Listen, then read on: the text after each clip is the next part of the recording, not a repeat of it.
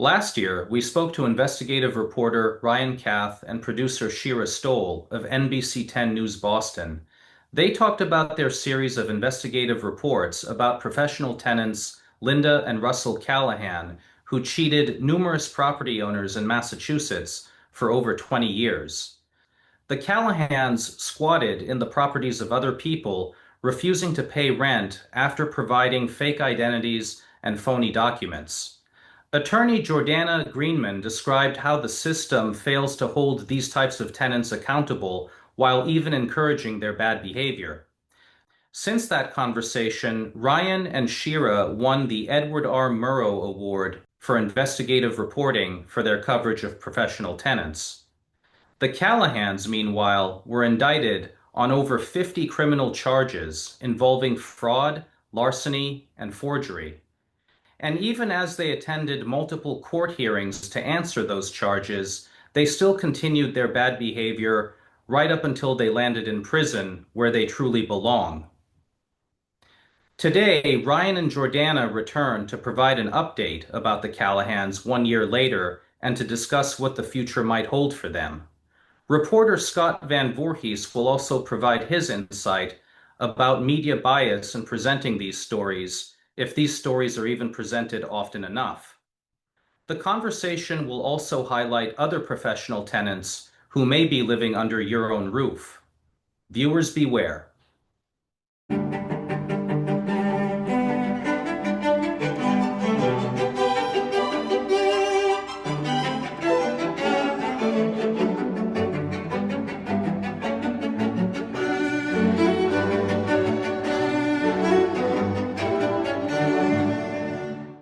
Hello, everyone. My name is Amir Shahsavari. I'm the Vice President of the Small Property Owners Association, also known as SPOA, which welcomes you to episode 19 of SPOA Housing Policy Series. This is where we discuss property rights and all things real estate. I'm happy to welcome back Mr. Ryan Kath, an investigative reporter with NBC 10 News Boston. Great to have you today, Ryan. Thanks, Amir. Thanks for having me back. My pleasure. Attorney Jordana Greenman represents small property owners. She's been on the program before. Jordana, nice to have you back. Nice to be had. Thank you. Hello, everybody. Hi again. Scott Van Voorhees is the editor-in-chief of Contrarian Boston and a trailblazer in independent journalism. Thank you for joining us again. Thanks, Samir, for having me on again. Ladies and gentlemen, I just want to remind you kindly to donate to the Small Property Owners Association. You can do that at spoa.com/join. Once again, that's www.spoa.com/join. As you know, we work hard to defend your property rights, and it's not getting any easier given all the harmful proposals up on Beacon Hill, on top of other challenges that we have on a daily basis. So once again, please remember to donate at spoa.com/join. Ryan, I'll turn to you. Last time we had the pleasure of having you on, you joined us with your producer, your then producer, Shira Stoll, talking about Linda and Russell Callahan, professional tenants who had defrauded property owners in Massachusetts for 2 decades. And at that time, or since then, after we discussed their case, they kept doing what they were doing until they were charged. They were criminally charged with larceny, forgery, and fraud. And back and forth, over the course of different court hearings, they still targeted other property owners, including a person in Worcester, by providing a false identity and squatting inside that property. And it kept going on until they were finally arrested. So we're eager to hear from you if you could update us further on the details of that and what happened between our last talk about a year ago and where the Callahans are now. I know a lot's happened in a year. I was looking back today to see when it was that we last connected, and it was almost a year ago to the day that we first discussed our professional tenants investigation about the Callahans. At the point we last spoke, we had kind of laid out this 20-year pattern of defrauding the small property owners in Massachusetts, well over $100,000 in unpaid rent and well over a dozen evictions all over Worcester County. And so the question at the time was, was anyone going to do anything about it? As we showed, it was, it was certainly criminal behavior, but it was looked at by folks in law enforcement or in DA's offices as housing court matters, right? And so finally, when we laid out the pattern, uh, the Worcester County DA did take action. They indicted the Callahans earlier this year on more than 50 criminal charges. They were arrested from that Worcester property that you mentioned, where they had used fake documents, fake credit report, fake pay stubs, and bounced the checks. But by the time the property owner realized it, they were already inside, moving in furniture and things like that, and then they just camped out until they were arrested. And at last check, they are still in jail, awaiting to see how that case is resolved.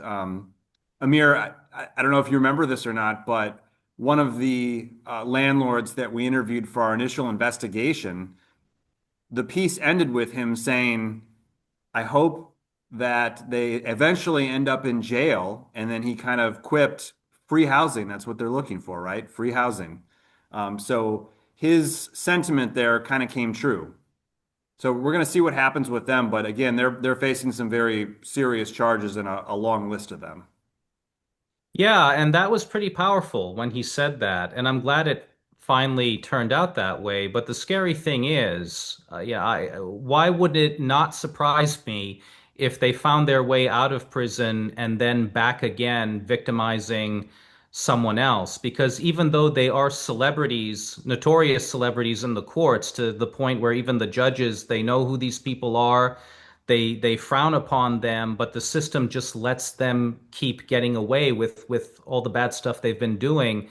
I mean, that's the scary part. And, Jordana, you were with us providing legal analysis about a year ago when we talked about this, or I guess it was exactly a year ago, as Ryan was saying. How realistic is the probability of them getting out of prison and doing it again and getting away with it until they can be put back into prison? I mean, it's very frightening. I think that's what a lot of us want to know. Is 101% a thing? Because that's how likely I think it is. I don't think that people such as these people know another way to be. I don't know that I feel that people learn their lesson now that our lovely state is housing them, right, in jail, wherever. It's there's time to figure out how to do it again, maybe in a little different of a way. Maybe we can use our middle name as our first name next time. Maybe we can take a letter off of our name, something like that. But what is scary is exactly what you said. There is no effort whatsoever in this state to control what has become complete and utter mayhem in the housing courts. Total mayhem. Even district court, if it were an option, might be a better option at this point. But you run the risk of having your case transferred to housing court. And in housing court, it's tenant is right. Nothing is an emergency unless a tenant is about to be evicted. And it doesn't matter what a landlord says, almost ever. It is so hard, especially with people who are good at what they do, such as the Callahans. They know how to maneuver. There are so many landlords out there still who have never seen or heard of SPOA or maybe even heard of housing court.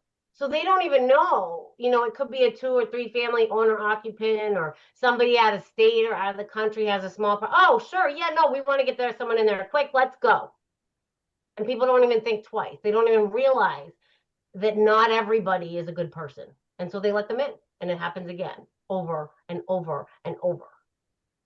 Because left hand and right hand don't communicate, it's not really a critical thinking game. It sounds like the system is just set up very robotically to follow the same dangerous, unfair pattern that you described. It is. If you came across these people again and you could somehow prove through photographic evidence or something else, you find out they move into your house and a month later something happens and you take them to court. The court will not even for 1 second consider first that they're criminals, second that they committed fraud, that they went to jail for it, and that they've done this 1,000 times. It's not even going to be able to come up. And at some point, they'll be able to try to expunge all of their housing court records. I know Jordana lives in this world, but as someone who is coming in more as a novice from the outside, that's one thing that amazed me about this is how easy it is to repeatedly delay your eviction case by coming in with motions at the 11th hour where, maybe you've come down with an illness, or, someone's in the hospital, or you didn't get notice in time, so you deserve more time to react. Using bankruptcy multiple times, filing bankruptcy even though you have no intention of actually following through and executing a bankruptcy, just filing the notice immediately pauses an eviction. Claiming something is broken inside your apartment or your house that needs to be fixed by the landlord. I've just seen all these delay tactics, and to Jordana's point, the attorneys representing the property owners will say in court to the judge that these are professional tenants who have done this for years, and it doesn't seem to resonate or have any impact on whether or not the case is delayed or continues to move along right then and there. Is that because even if the judge, from a human perspective, knows better, he or she is obligated to open the book wherever the statutes are written and automatically say, okay, well, because they're allowed to extend this thing with excuse A, excuse B, excuse C, I have to let them do that? Is that what it's come down to? No, it's really sort of the way that the different laws are interpreted. So, for instance, if you are going to evict somebody and they don't show up on the first court date, then you come back the next day. The tenant comes back the next day and says, I was in traffic, something. The judge has to follow a formula that is there a good excuse for you not being here?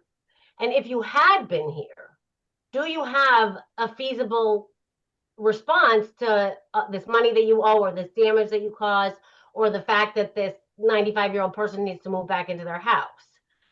Most judges always defer to their equitable power and say, I think it's better to try the case on the merits. I think it's better for people not to just win by forfeiture. So we're going to give you another date. And then so take Boston, for instance, in 2 out of 3 of the courtrooms, you might get a date that same day, 2 to 3 weeks out. And the other one, you'll be told you'll get one in the mail. It's going to be longer than that because of that right hand, left hand thing. So the judges and what they say over here doesn't really trickle down to the clerk's office as an immediate thing. And that's how I think that due process for landlords, and probably tenants too in certain circumstances, it's just completely thrown out the window. I can go with you to court and say, hey, Mr. Callahan, will you move on October 1st? And you can say, yes, I will. So we sign an agreement. We have it presented to the court. Somebody from the court presents it to the tenant. They sign it. Everybody's all good with it. The judge even signs off on it. And I go to get my execution on October 1st. And then on October 2nd, I say, why don't I have it yet? And October 7th, I say, my client's getting antsy. And the court says, you're rude. You really shouldn't be pushing us to get this stuff. We're working on it. We're backed up. The computers don't work, this or that. So it's a constant infringement of, why did I sign a contract? And that's what a lot of landlords say about leases. Why did I sign this to begin with? If it's not going to be enforced, what was the point? And that's where it's just such a hard area. And Ryan is right. It's amazing. If you just go, I got in my email today a motion for more time on a case that a month ago we waived $72,000. $72,000. But didn't give her enough time? Really? That's insane to me. So, it's so hard, and the way that people are allowed to get away with whatever they want. And because when you are a landlord, you are required to be perfect. And I mean perfect.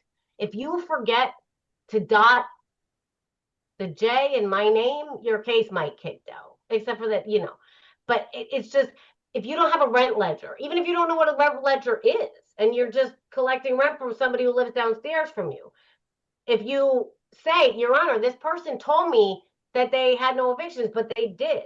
It doesn't matter. They're already there. And that gives them rights. That sort of possession is the 9/10 of the law.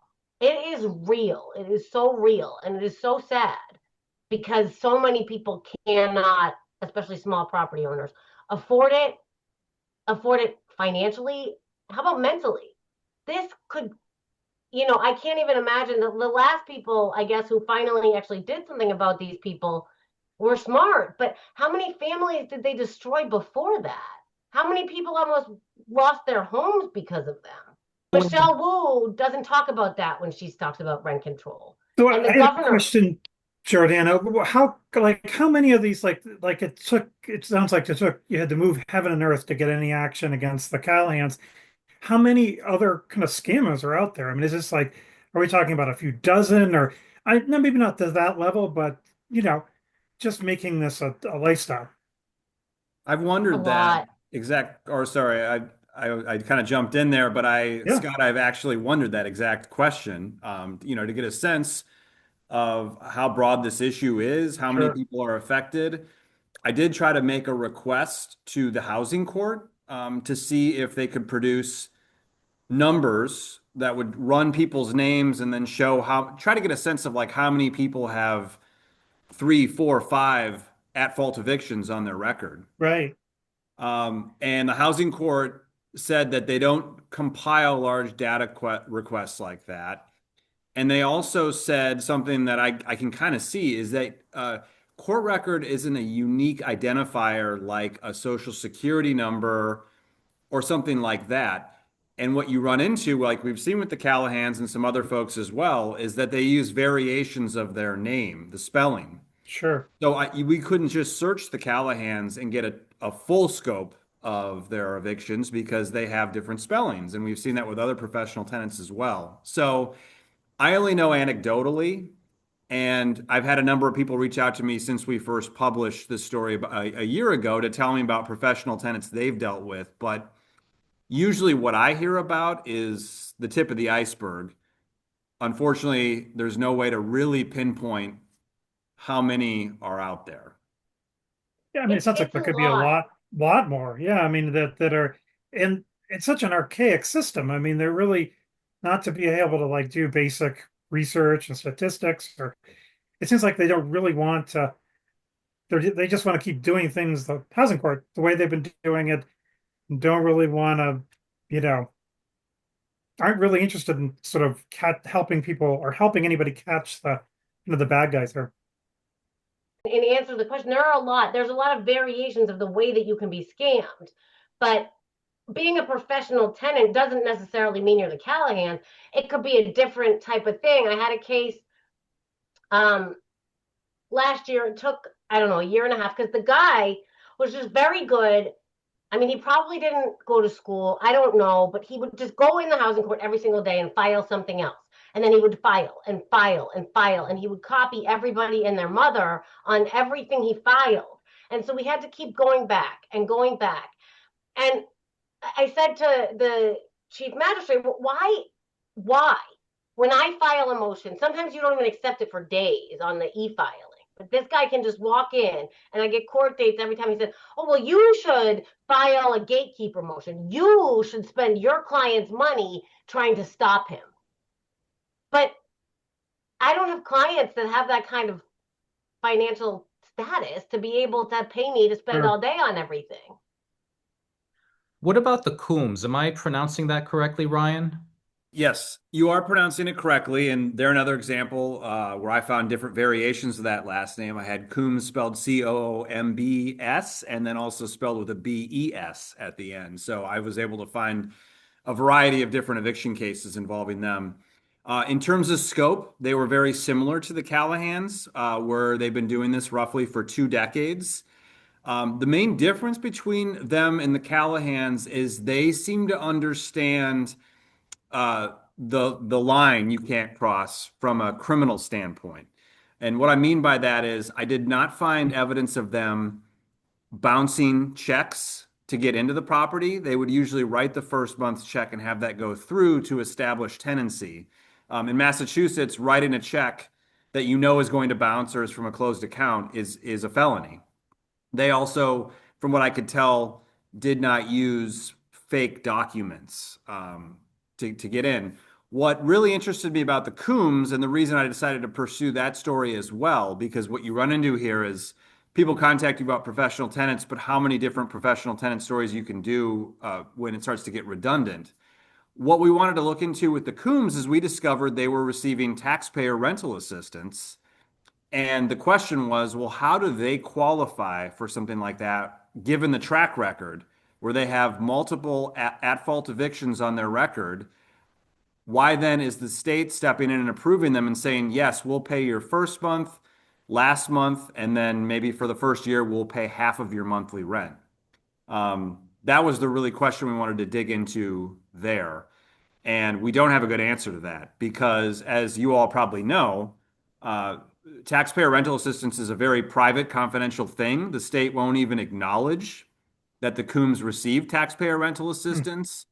And so we still haven't received a good answer as to why that is. It's going to take someone from higher up to look into that. But to the point you were making before, we never heard from the Callahans. They've never stopped to talk to us in the multiple times we've seen them at court or other venues. But Brian Coombs, we went to one of his housing court hearings where he had successfully delayed his case yet again. He's had an eviction case now going on for more than a year in Woburn, where he's living. And we stopped to talk to him outside of court, and without hesitation, his first answer was, "I use the law, and the law helps me do what I need to do." He summarized the whole story in his initial answer there. And to your point, he's shown how you can navigate the law and without breaking the law, do things that allow him to stay in the property as long as possible.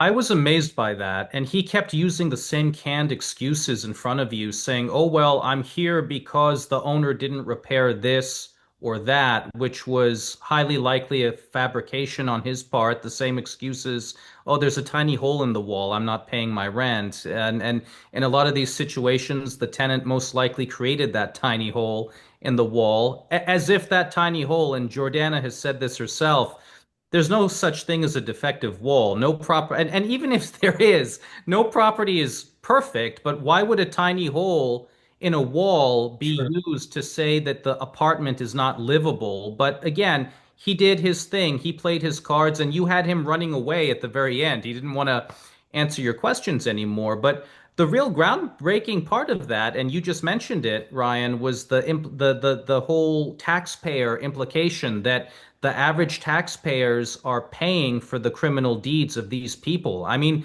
Scott, I mean, isn't that huge? Shouldn't mainstream media be covering that? Oh yeah, no, I agree. That's huge. That's a great story. And I also wonder from the state government side, I mean, if you're applying for housing assistance, aren't they asking for like social security numbers? Now, maybe they're just making that up, but there's got to be, you've got to think, unlike in, as you're saying, Ryan in court, where they just come up with, just come up with a different name or remove an E from the end, that at least with state government, you must require some sort of identification that would to get rental assistance, right? I mean, you can't, and they could use that to figure out what they're, I mean, that only gives them a narrow window of what these guys are up to, Right, you and know? you have to wonder, we're not able obviously to see the applications they file because that's part of the confidential nature of that process, but Sure. it does beg the question about are they accurately listing whatever income they make through jobs to qualify for that? Are they accurately listing people that live in the household? Obviously, a lot of things we'd love to take a closer look at. We just don't have access to those documents. Right. And they're not going to tell you because they don't want to talk about individual cases and they might talk about an aggregate, right? But they're not going to, Correct. Correct. even though it's, for a lot of people, most people are be pretty frustrated at the idea that they're paying for, con artists to get a break on their rent. I mean, or get the rent paid, right? Mhm. Um, you would think that they have the state or I don't know if it's the Department of Housing uh, transition or which department it is, but have they come back to say at all whether they have any screening, you know, systems to prevent people that are, just trying to take advantage of the system? We've received very generic answers, and they pointed us to the website and what qualifies you. And according to what should qualify the Coombs, doesn't add up, because you should only be facing homelessness as a result of a no fault eviction, not an at fault eviction. And obviously, they have many at fault evictions on their record, and that would be the only reason they were being evicted. So it seems like they should have qualified, but we just don't know what type of screening took place or who was doing that vetting. Yeah, I mean, is this something where they could just look at the housing court records, that if they were doing a quick search and see their name pop up? And I mean, there's nothing to stop, the program officials from doing that, right? I mean, to do a little due diligence on that, right? One would think, yeah, there's nothing stopping them. It's a simple search, as we all know, on masscourts.org. Yeah. Well, Wow. Ryan, you made a point earlier when you talked about the redundancy and trying to avoid talking about the redundancy of these cases from a media perspective. But Jordana, I'm sure you don't want to hear that, and the average property owners don't want to hear that because we don't hear these stories enough, do we? I mean, if they were to become redundant, that's a good thing because people have to understand the higher frequency at which these types of events occur. It's not just an isolated thing here or there. There are plenty of stories like this to go around. And I mean, this question is open to all of you, but Jordana, I'll have you go first. When it comes to the redundancy issue, isn't it? I mean, wouldn't you agree that the more these stories become public, the better? I mean, shouldn't we be? It's not a dig at the media or NBC 10. I know where Ryan is coming from, but wouldn't it be great for there to be some kind of an outlet to just air these stories more often so that the public understands how pervasive this really is? We need more reporters like Ryan and Scott in order for that to happen. Yes, is my answer. But I mean, you don't know how many people have turned me down. I think Samantha Coomer was great. You had Wildia Capri on your show a couple of months ago. We were back in court yesterday. Her tenant was a very different type of professional tenant. I mean, so professional that she knows that because she's poor, she never has to repay any debt anyway. But it's it's yes, I wish, but I mean, even the Mass Bar Association won't let me publish anything that seems too opinionated. And we all know, for those who know me, that I'm pretty opinionated. And I know Scott is a great resource. I don't know what the audience is, though. How many people know about him? I know about him, but I didn't know about him until one of my landlords told me about him. So I mean, having more people that actually care enough to look at this, like Ryan doesn't say, I'm a regular person and I'm a news person, and this is wrong. I think this is wrong. This shouldn't happen this way. Right, right. Now, Ryan, when you have to leave, just raise your hand and we'll do a send off. I probably have a few minutes. I guess I'll close with this sentiment based on your question. For one, we did see a lot of interest in the stories that we've done, both on the Callahans and the Coombs. Those stories have performed very well on our site. They've generated a lot of comments, both on our site and on social media. As a reporter, I am always looking to advance the story and finding new angles. So it's not that we're not going to do professional tenant stories. It's what new types of incidents or failures in government oversight can we uncover to help advancing the story? Or are there proposals that make sense on Beacon Hill that would make this type of thing tougher to pull off? That's one of the things I've been trying to pinpoint. I've been in touch with Mass Landlords Association to see what ideas are out there. I'd welcome any ideas that you all have. But I think those are the questions that need to be maybe proposed to try to advance this type of story. Because I'll compare it to another series we've done. It's called To Catch a Contractor. We launched that 4 years ago, and essentially highlight contractors that have scammed homeowners and stolen money. And we've advanced that along the way by showing lax government oversight in the way contractors are registered and things with state law that can be changed to strengthen the system. In a similar vein, we would be looking at our reporting to move the ball along accordingly. So we don't want to just keep saying, here's another here's another professional tenant, here's another one, here's another one, here's another one. To your point, I know that would be good to show the breadth of the problem, but we want to also be able to just advance the issue and show maybe what could be done to correct it. Thank you very much, Ryan Kath. It was Thank great to you. have you, and we look forward to having you back on in the future. Thank you again. I appreciate you having me, and when we have our next segment, you'll be the first to know. That sounds wonderful. Thanks for all that you do. Thanks, everyone. So, Jordana, turning back to you, we talked about a couple of examples, a couple of different cases. Are there any other ones that pop up that you want to talk about? I mean, in terms of me and professional tenants, I think that there's another issue that's always going to be an elephant in the room for fear of, any landlord breathes anything and they are accused of discrimination, but there's a lot of abuse of the Section 8 system. That's another thing where you see professional tenants and How's that abused? What do people do with it? well, here's the thing. When you have a Section 8 mobile voucher, so there's two types of, Yeah. you can live in public Sure. housing, or you can have a mobile voucher where you can move from place to place. With the mobile vouchers and the public housing, guess who determines how much rent you as the tenant get to pay? The government does. So why? Sure. Why aren't you paying them? What happened? Because if the government decided what 30% of your income is, they've already left enough money for you to pay for groceries, for you to buy clothes for your kids, for you to do this, that, the other thing. The cigarettes, the whatever else isn't supposed to be paid for before you pay for your rent. And the getting to court and saying in these Section 8 cases that I have where there's a big amount owed, and they say, I'll just apply for raft. But wait a second, you're already getting government funding. What about the people who really need it, who are trying? Because they exist, they really do. There are people who run into trouble. Anybody can lose their job. Rich people can lose their job. Poor people can lose their job. I'm all for the theory behind the raft program if it weren't so abused.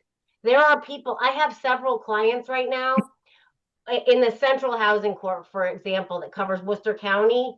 They do not allow any non-payment agreement that lasts a day after you reach a zero balance.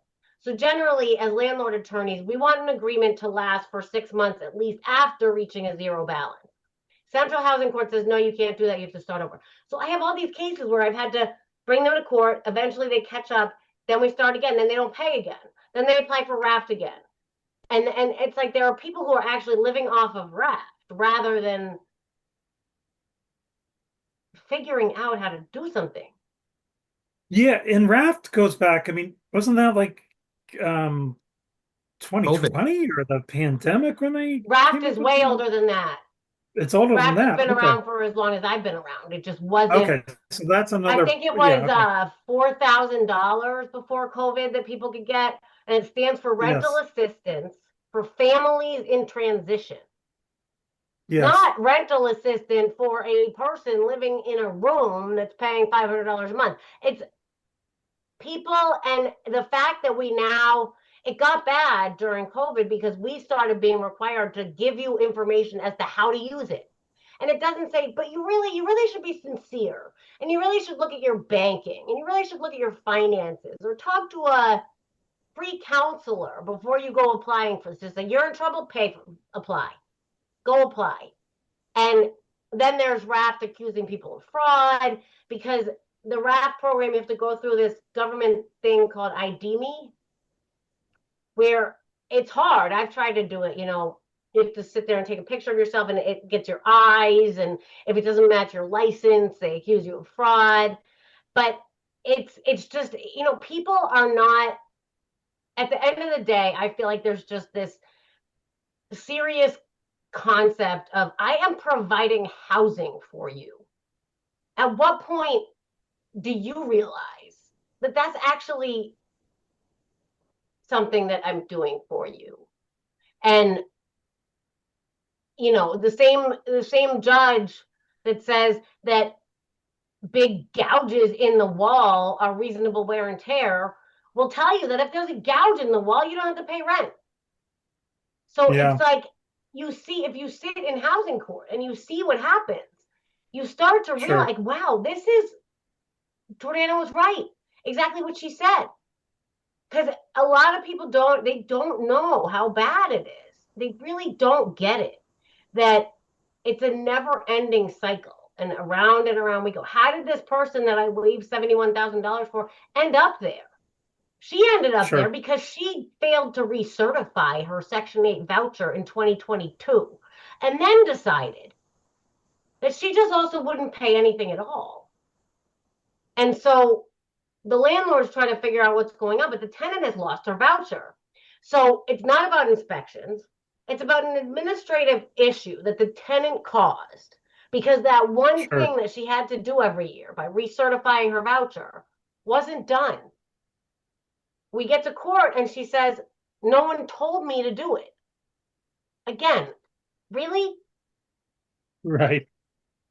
I would love these things. I think that it's great. The theory behind all of these programs is great. The fact that they Sure. exist for people who deserve them and use them properly is great. I have a good friend who was on Section 8 in her 20s, worked her way up, now owns her own house. Sure. That's the point. They're supposed to be a stepping stool. And that's the abuse that I see. Children who feel that they are entitled to inherit the Section 8 vouchers of their parents. Really? That's Wow. hard. Yeah. It's a tough That's pill to it. swallow. But they don't, does the government allow that them or they just, Yes, if you apply oh, properly. wow. Well, the other thing I wanted to point out, and Amir, you had mentioned earlier, like who's paying attention, who's reading, and like I think different media organizations take up different spaces. Like, Ryan is, he's got the pressure of, I've got to get something that's going to be kind of unique, right? Or the next unique thing. And I have a much more targeted audience. It's business people, it's real estate people. We get a lot of views on our stories, and I got a mailing list of 15,000. It's growing. So and a lot of media people like Ryan read our stuff or cite it to get stories. So, but it's a good venue for digging into some of these things at a level that, the Globe isn't going to be interested in, or the Herald, and also the Globe and the Herald, where the Herald is different, but Globe also has maybe a bias towards like the sob story about the tenants or whatever, and skeptical that Amen. that the landlords are always up to no good, and so it's just that they're going to sort that out anyway, right? Boston Business Journal is sort of much more kind of like, well, if you're buying properties, it's kind of it's like more of kind of like that's a story. They're not going to get into some of this stuff, so we're a good venue for that, and people read us. I mean, it definitely and often if we have something, it'll force other people to feel like, oh well, that's a story. Maybe we should be covering that, you know? Well, Scott, you do a wonderful job with Contrarian Boston, and it Oh, thank is you. really a lot of people know it, and I'm glad that you're growing. And it truly is a source for balanced perspective that you just don't get from other relative to other publications that Sure. are either too technical or too biased. And it's really unfortunate that the city's newspaper of record has gone down that extreme path where it's all based on pleasing certain factions who subscribe to a certain political Sure. ideology. It's not healthy. It's not actual reporting. It's not in the best interests of the community as a whole to perpetuate us versus them, in different ways. And I think Sure. they are guilty of that. It's not objective. But Jordana, you brought up an interesting point earlier when you said that Mayor Michelle Wu would never, ever acknowledge what you see, the injustices against the housing providers that you see happening every day. I mean, if she was in front of you right now, what would you say to her? Please tell the world that you have a multifamily property that's vacant, except for that you live in one unit and you don't have a tenant. Why don't you have a tenant? Why don't you have a tenant, Miss Wu? I mean, I think she knows. I just think that the liberal mindset doesn't, again, unless you see what I see on a daily basis. And right now, I was in Chelsea on Monday, which is Boston Housing Court, Boston on Tuesday, Boston on Wednesday, Boston today. I'm going to Boston tomorrow. I've seen a lot this week. And probably in 10% of what I've seen are people who appear sincere to be doing everything they can to be the best them and make things work. It's the amount of entitlement. It's hard because, I come from very liberal parents. That's okay. It's one of the reasons that I represent small landlords and not big landlords, because I don't really care on a global scale. I more want there to be small housing providers. There's a big mixed use building going up next to my office, and it's just more ugliness, less lawn, fewer kids with bicycles. I'd rather people understand and appreciate that there's housing providers. And, it's just what you see is so bad. And if you don't go and see it, you don't realize that the housing court is more than closing your eyes and dreaming or having a nightmare about naked people in the snow without clothes in Boston in the winter. Because the reality is, I think that I don't know for a fact, and I'm not a statistics person, but I think that at least a lot of the homeless population in this state have either drug addictions or mental health issues, weren't even necessarily evicted. So the amount, I can tell you that from what I know, in 19 years, 3 of my cases have actually resulted in homelessness. And I know that because I've seen the people. And everybody else has ended up somewhere. And that's a lot. That's a lot of years. It's not a bad record. Sure. And it's, instead of helping yourself, making it work, I had a case today where there was so much money owed and legal services got involved. And they said, well, this assistance, that assistance. And I said, but do you realize that because of Trump, the amount of government assistance that actually exists has gone down? And at some point, something's got to give. This person is supposed to pay less than $500 a month. But you're telling me she's going to apply for more assistance, where she's already has a mobile voucher. She already gets food stamps. She already gets utility assistance. What else is the state going to give? Right. So you have people just running into, maybe messing up their finances and then trying to get more assistance, right? I mean, yes.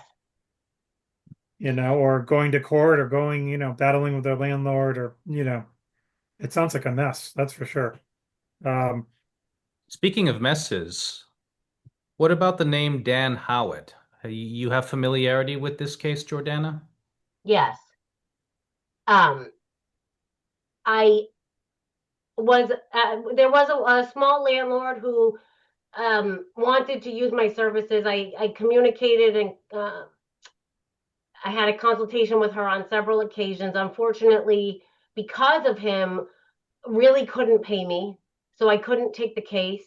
As much as I love helping people, I do have a family, and she really struggled because, and anybody can look this up on public record, even she won, he appealed again.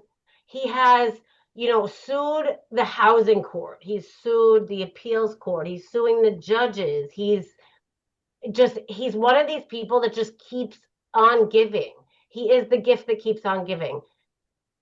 And there's always just like a teeny bit of a semblance of logic, or he's not a stupid person. Yeah. He's actually probably very smart. Maybe, on the spectrum. I don't know. But yeah, it's kind of insane that this is what you see. This woman had a condo that she lived in. He, I believe, has a voucher.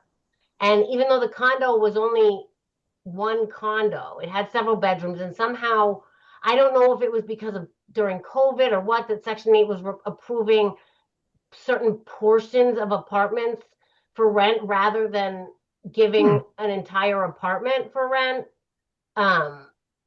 But he was living there, so she has to see him every day. He is complaining on a daily basis that she's violating his quiet enjoyment, but they live together. And if you look up his name in mass courts, even since just 2020, I think I found 18 cases. 18 cases he's had. And only in 3 or 4 of them is he the defendant. So again, these are all people he sues for who knows what, violating his rights. He doesn't pay. So she's kind of stuck having to keep him in her house, I guess, or yeah. I believe so. I don't know exactly. I mean, I haven't talked to her for a few months, but he did file for an appeal. And you know, even sometimes lawyers even sometimes take these people's cases. I don't know why our ethical code doesn't prevent that. Because legal assistance or what these people are doing is really bad. I don't know. I guess I don't know how people could represent a murderer. I guess everybody has a story, right? Sure. But in this particular case, they had a trial. It kept getting rescheduled and rescheduled and rescheduled. I can't even tell if they actually bench trial September of 2024.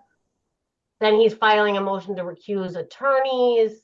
He looks to recuse judges. So this is someone who behaves nefariously. He doesn't pay. Lord knows what else he's done. But then he comes back and he sues the people that he's victimized in addition to the judges and the lawyers? Mm-hmm. Yes. Well, it takes money to file those lawsuits, doesn't it? No, not if you're indigent, it doesn't. So, and the designation of indigent is if you have any form of public assistance. So if you had a hard winter and you got fuel assistance, that's government assistance. That means that you are indigent, and now you can file cases for free. Wow. I don't know what can be proven versus what can't be, but how easy do you think it would be for someone like this to qualify that way without actually falling into that category? Because they don't look further. It's one of those things, again, that just doesn't matter. You fill out a paperwork at the court and they say, boom. I heard of a landlord who, he ended up moving on from me, and he even said to me, pulled me aside and said, you know, this guy was cheaper. I'm sorry. I don't care. But he tried to do it on his own, and he tried to file an affidavit of indigency, and the court denied it. He hasn't been paid. That's another professional tenant. His name is William Chen. Wait. Oh gosh, I think that's his name. Anyway, I've evicted him from 2 other places. So there's professionals that get away with it forever, like the Callahans, and then there's professionals who get away with it for a little bit, and then they move on, and then they move on. William Ching. He is another one that he gets evicted from one place, and while the eviction is pending, he ends up finding some other not bright landlord to take him in. Yeah. Because he's a nice guy, and he doesn't present totally terrible. He doesn't dress terrible. He looks like a regular person. So he just goes from place to place to place. You had a case where somebody, like, they just couldn't, this woman rented out her house and somebody moved in and she rented it out to him. And then when she wanted to come back to live in it, I'm thinking of something else that she couldn't get back in. Yeah. Is that pardon? Yeah. Canton. And she lost the trial because the judge believed their story. Which it's interesting because even the Haitian Creole interpreter didn't believe their story, but the judge did. So then she sold it, and I represented the buyer. They bought the property in July of 2024. We won that trial. They've appealed. So are they still there? It's somebody Yep. with the new owner who's trying to figure out how to deal with them, or Pay his own bills. yeah. He bought it to move in. It was a first-time home purchase. Oh, but he hasn't. He's not been able to do that then, I guess. He hasn't moved in. So not only that, but I think we totaled up his and I know he wouldn't mind me talking about it. I think we totaled up his expenses to cover the property in full every month. It's about $3,800. Oh, He's wow. paying rent somewhere else, $3,200, and the occupants are paying $2,200 based on a lease from 2019. Wow. That's crazy. And they probably had like temporary protected status, but maybe they don't now, No, they're or just prepared. They're just well, they're dead. Yeah, I mean, it sounds like they're deadbeats, or they just won't go anywhere, right? I mean, they just will refuse to move, right? yes. Yeah. Is that so? Do you have other cases where people like rent out their house or think they're gonna, and then just get stuck with somebody who just won't move or won't go away, or um, Yes. Lots of them. yeah, because I mean, that's everybody's worst nightmare, right? You're going away, maybe you're on business, or you're having to relocate for a few months, rent out your house, and then have somebody say, "Oh no, we're here." Um, I know it's happened with Airbnb apartments, maybe, or maybe they have a system for dealing with it, but thought Scott, anyway. didn't you cover a case somewhat similar where a tenant committed identity fraud and the owner couldn't get the tenant out? Yes, I think you're right. Yeah, that might have been Woburn or Yeah. Because um, the prelude Lynn. to the discussion for our next episode, Jordana next month is going to come on with a client of hers who suffered through a 4-year battle to remove a Oh wow. tenant who gave a false identity, which is illegal. I mean, on a lease, even though on any generic lease, it says that if the tenant falsifies his or her Right. identity or provides false information, that's grounds for removal from the property. But how it really works is a very different story. Do you want to give us a brief intro for that one? A prelude, For Jordana? Tasso, Hmm. so 2013, a Greek family owns a property and it's in a trust because both of the parents are getting to be older or sick or whatever. So he's the trustee of a trust, but they all own it together up in Lynn. And a tenant applies through a real estate agent and puts a specific name on her application. She had a reference that was called, but the social security number that she put down was not run by the agent, nor was the date of birth or anything like that. So fast forward to, I think, 2021, after both of his parents were gone and he just wants to have this house back.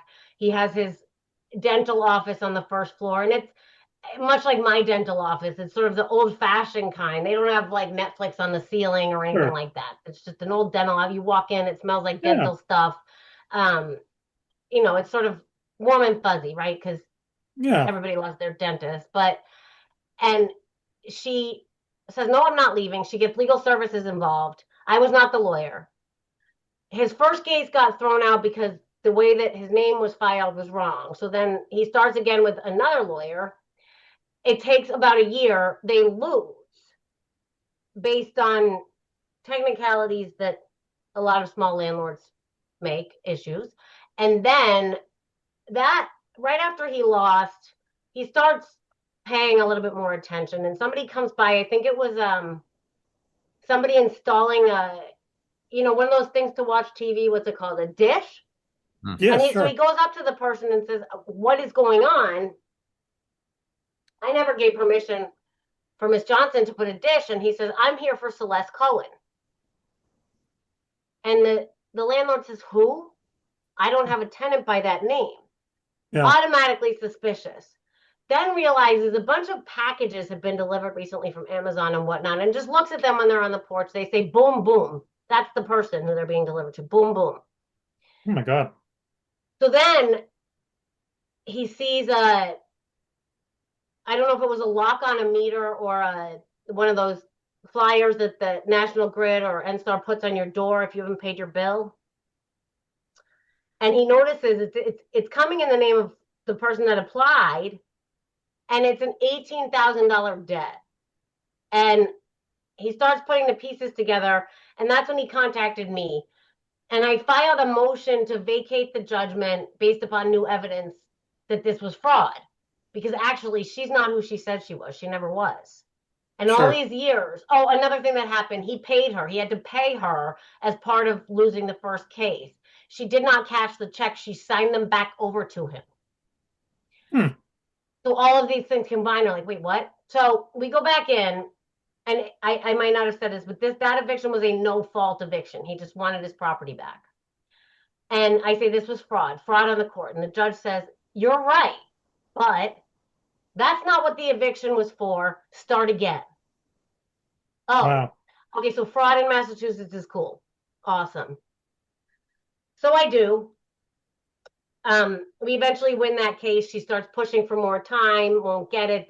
I got the legal services people excluded, or I got them to move away from the case because it is a violation of ethical rules. The fact that they presented this person, put her on the stand, and had her tell them that her name was Lois Johnson when it wasn't. Sure.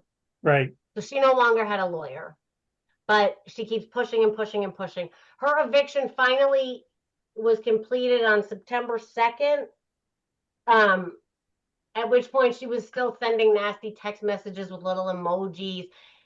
His name, if you take it apart, has an ASS in it and an O. So yeah. she would put like ASO. Uh, And she's still guy? sending me this outrageous stuff about how he's a womanizer and this and that. Like they've never even hugged. Yeah. That sounds crazy. Yeah. Yeah. And She sounds like a treat to deal with to try to get her out. Yeah. and this is the And same woman that the first time I talked to her, she said, "You're gonna have to evict me, girly." man. There Just will be more to talk about when we get together, and Scott, you're invited to that oh, conversation great. too next month. Jordana will talk about this specific case in more detail with Tasso here. We're looking forward to that. I just want to rewind a little bit to my earlier comment about the Boston Globe. And just to be clear, I have given interviews with good reporters for Sure. the Globe who treated me fairly. They treated me well. It was very positive. Oh, of course. When it comes to the general trend, because these articles that these reporters write, they have to go through, and you know it, Scott, you can Right. correct me if I'm wrong, they have to go through an editor higher above and then another editor higher Yeah. above. And then the higher up you go, that's when the political spinners come in to either overemphasize one point or completely eliminate another point that's Sure. crucial to serve their political purposes, their biases. So I'm talking about it in the bigger picture, and I'm Yeah. hoping we can get to a point where mainstream media can become genuinely fair and balanced and to go down the road that you're going down, Scott, with Sure. Contrary Boston. So I congratulate you again, No, thank you. Jordana. You're welcome, Jordana. I congratulate you for all the work that you've done. I wish that there were more people like you. And also, I would say the same thing to Ryan Kath if he was here. But I thank all of you for this wonderful conversation. We'll be back again with a new episode in another month. Until then, I wish all of you well. Thank you very much. Scott, it's great to see Thank you. Amir, you. great to see you. And Thank you, nice to see you, everybody. Jordana. And thank you, Amir. Let me also congratulate Ryan Kath and Shira Stoll for winning the Edward R. Murrow Award for Investigative Journalism for their focus on professional tenants. Ryan, keep up the great work. Ladies and gentlemen, please remember to tune in next time. Thank you again.